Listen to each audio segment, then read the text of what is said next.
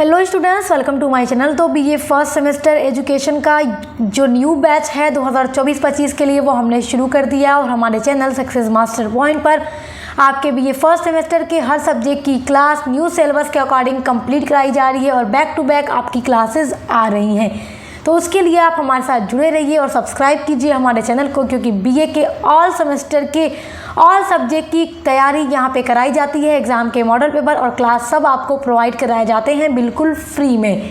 तो अभी सब्सक्राइब कीजिए, सब्सक्राइब करना मत भूलिए, क्योंकि आप लोग सिर्फ पढ़ के चले जाते हैं, सब्सक्राइब नहीं करते, तो ये गलत बात है। सब्सक्राइब कीजिए, क्योंकि यहाँ से आपको 3 सालों तक सब कुछ मिलता रहेगा, बिना कहे बिना सोचे। मैं हर चीज़ अपलोड कर देती हूँ सिर्फ इसलिए ताकि हमारे स्टूडेंट्स अच्छी तरह से पढ़ें और अच्छे से अच्छा अंक प्राप्त करें, सफलता प्राप्त करें।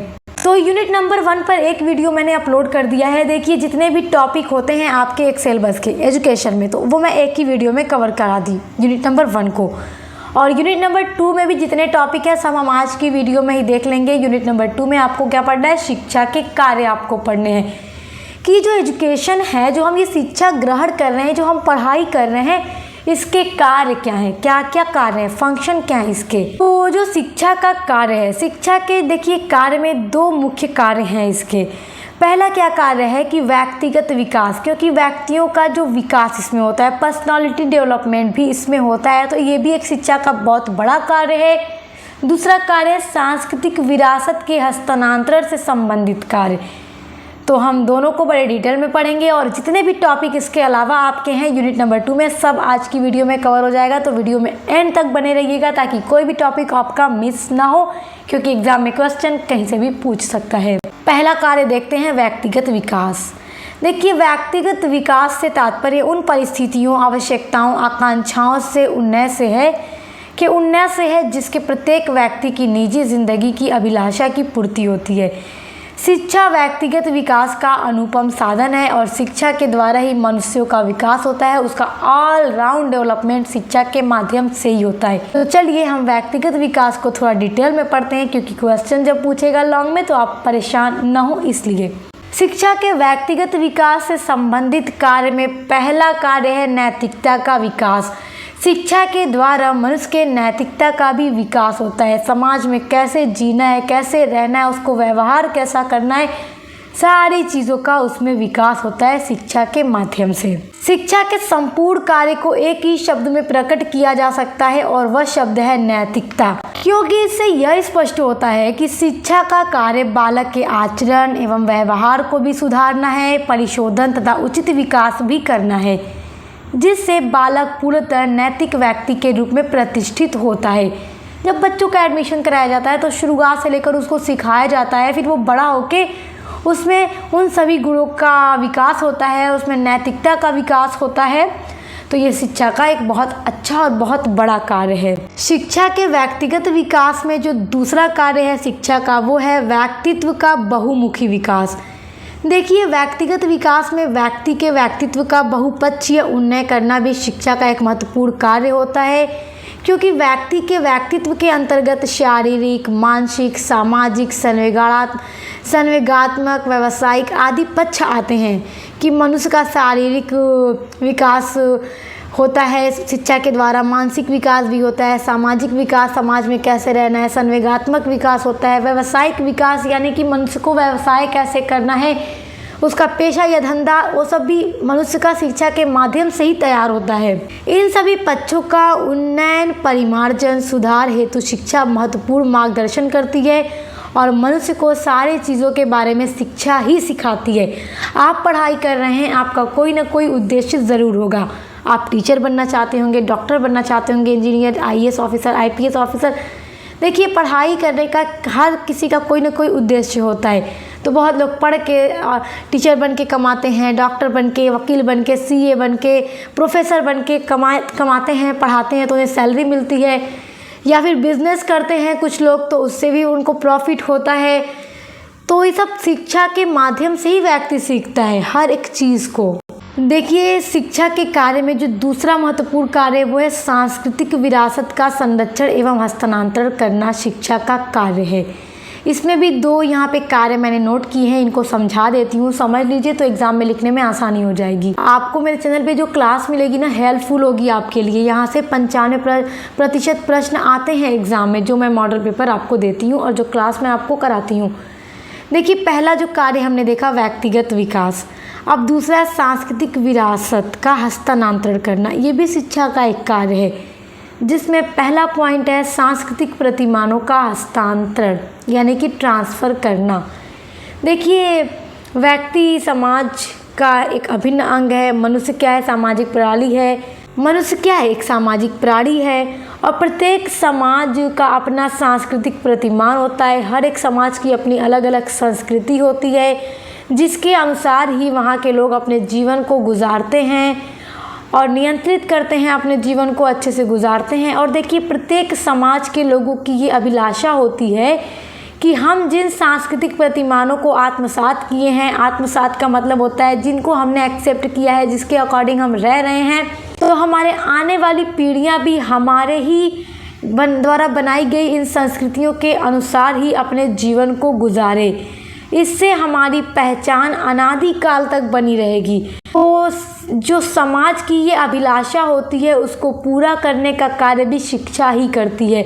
शिक्षा के द्वारा ही मनुष्य इन सब चीज़ों को समझता है और अपने पूर्वजों के हिसाब से ही, उनके संस्कृति के हिसाब से ही जीवन को गुजारता है।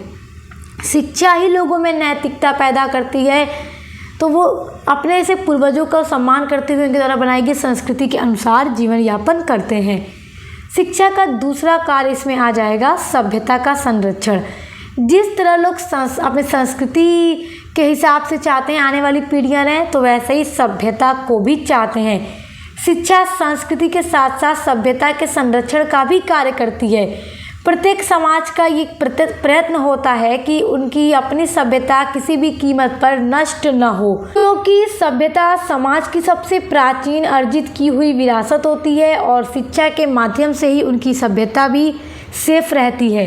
तो ये दोनों एक बहुत बड़े कार्य हैं शिक्षा के। तो शिक्षा के कार्य में आप इतना लिख दीजिएगा तो आपको पूरे मार्क्स मिल जाएंगे। अब देखिए, यूनिट नंबर 2 का जो आपका अगला टॉपिक है वो है अवकाश के लिए शिक्षा। तो बड़ा महत्वपूर्ण है, प्रश्न भी पूछता है। तो आइए देख लेते हैं अवकाश के लिए शिक्षा का क्या अर्थ है। देखिए, मानव जीवन अत्यंत व्यस्तम होता है। व्यस्तम का मतलब बिजी होता है। बताइए, आज के टाइम में क्या कोई फ्री रहता है? नहीं, हर कोई बिजी है। छोटे से छोटा, बड़े से बड़ा, हर कोई अपने जीवन में बिजी है। उसे अनेक प्रकार की जिम्मेदारियां होती हैं और उनको पूरा करना उसका फ़र्ज़ होता है। लेकिन वह अपने व्यस्तम जीवन में से कुछ समय विविध प्रकार की जिम्मेदारियों के निर्वहन से निकाल ही लेता है और वह अपने को तरोताज़ा एवं मानसिक उलझनों से मुक्त समझता है। मानव के पास उपलब्ध तनाव मुक्त फुर्सत के इसी समय को अवकाश काल के नाम से संज्ञापित किया जाता है। मनुष्य पूरा दिन, पूरा महीना काम करता है, तो संडे क्या है?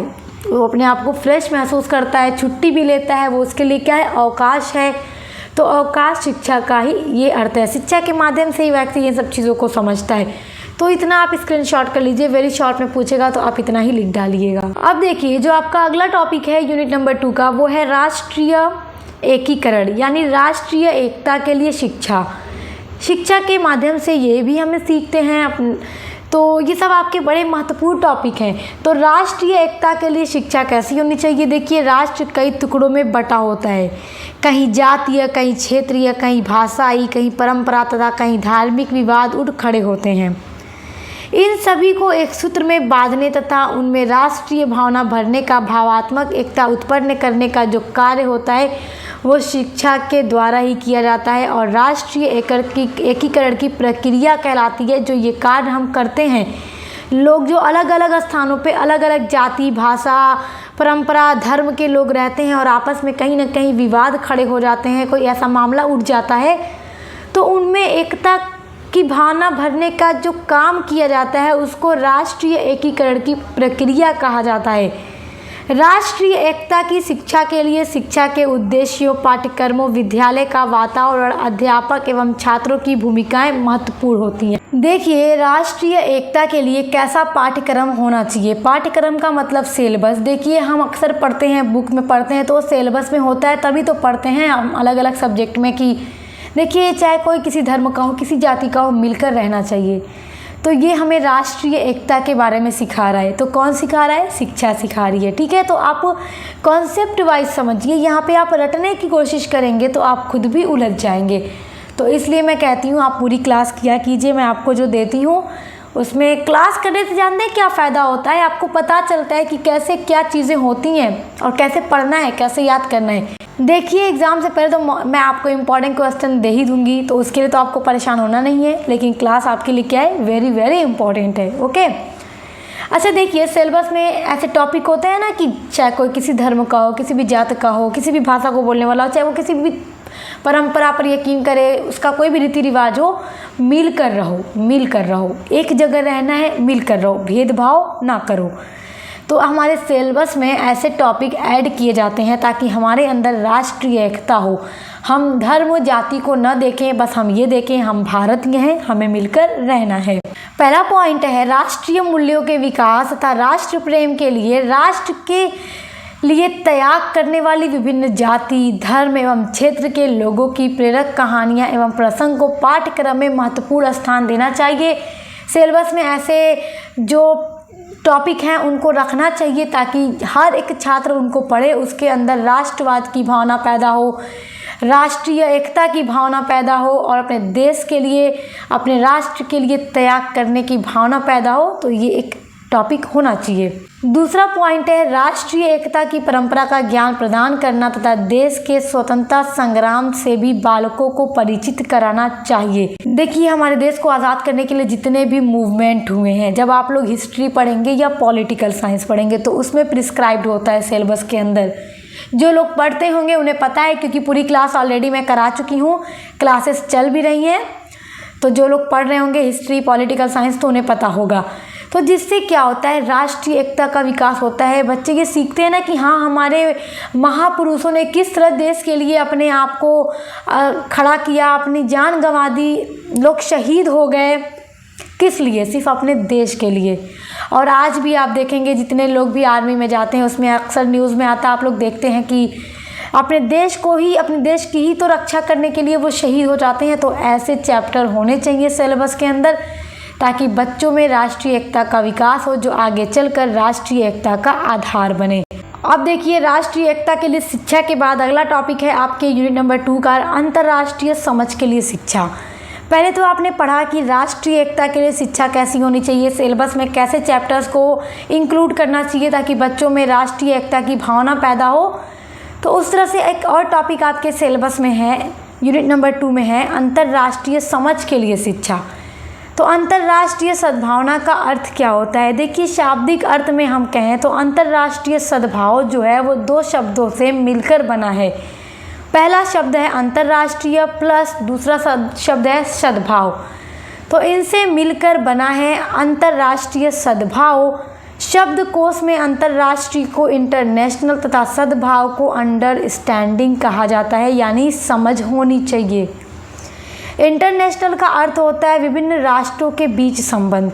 देखिए, हर देश के साथ कनेक्शन होता है, अच्छी मित्रता होती है, किस लिए? विश्व शांति को बनाए रखने के लिए, एक दूसरे को अच्छे से समझने के लिए। तथा अंडरस्टैंडिंग का अर्थ होता है अच्छी भावना। अतः स्पष्ट होता है कि शाब्दिक अर्थ में अंतर्राष्ट्रीय सद्भाव विभिन्न राष्ट्रों के बीच अच्छी भावना से युक्त संबंध रखने का मतलब है ताकि हर देश का विश्व के अनेकों देशों के साथ अच्छा संबंध हो, अच्छी मित्रता हो और एक दूसरे के साथ उनके बुरे वक्त में, उनकी ज़रूरत के समय खड़े हो सके, उनकी मदद कर सके, तभी तो वो हमारी भी मदद करेंगे। तो जिस तरह अपने पड़ोसियों के साथ मिलकर रहा जाता है, वैसे ही अपने देश के साथ, अपने पड़ोसी देशों और सभी अलग अलग देशों के साथ मिलकर रहना चाहिए, अच्छा संबंध बनाए रहने चाहिए ताकि आपस में अंडरस्टैंडिंग अच्छी हो और विश्व शांति बनी रहे। अंतर्राष्ट्रीय सद्भाव पर एक डेफिनेशन लिखते हैं गोल्ड स्मिथ। इनकी डेफिनेशन बहुत अच्छी है, स्क्रीनशॉट ज़रूर कीजिएगा, एग्जाम में ज़रूर लिखिएगा जब आपसे ये क्वेश्चन पूछेगा तो। क्वेश्चन पूछ सकता है अंतर्राष्ट्रीय सद्भाव को परिभाषित कीजिए, तो ये डेफिनेशन लिख दीजिए, ये अर्थ लिख दीजिए, हो गया आपका पूरा नंबर, 5 नंबर मिल जाएगा आपको। और अगर 2 नंबर का अति लघु होगा 2 नंबर मिल जाएगा पूरा आपको। अंतर्राष्ट्रीय एक भावना है जो व्यक्ति को यह बताती है कि वह केवल अपने राष्ट्र का ही सदस्य नहीं अपितु विश्व का नागरिक भी है। अपने देश के साथ साथ उसे विश्व शांति का भी ख्याल रखना चाहिए और देशों के साथ अच्छी अंडरस्टैंडिंग बनाई रखनी चाहिए। देखिए, देश की जो सरकार होती है वो अच्छी अंडरस्टैंडिंग बना के रखती है, किस लिए? ताकि देश में और विश्व में अच्छे से शांति बनी रहे। तो यूनिट नंबर 2 आपका पूरा कंप्लीट हो जाता है और आपका जितना भी टॉपिक था सब मैंने कवर करा दिया। तो यहाँ से जो भी क्वेश्चन आएगा आपका वो तैयार हो जाएगा। यूनिट नंबर 3 में हम मिलेंगे और अदर सभी सब्जेक्ट की क्लासेस चल रही हैं, तो उनके लिए आप हमारे चैनल पर एक बार विजिट ज़रूर कीजिएगा। डिस्क्रिप्शन बॉक्स में मैं ले दूँगी आपको लिंक, उसमें ज़रूर देखिएगा। अब मिलते हैं नेक्स्ट वीडियो के साथ।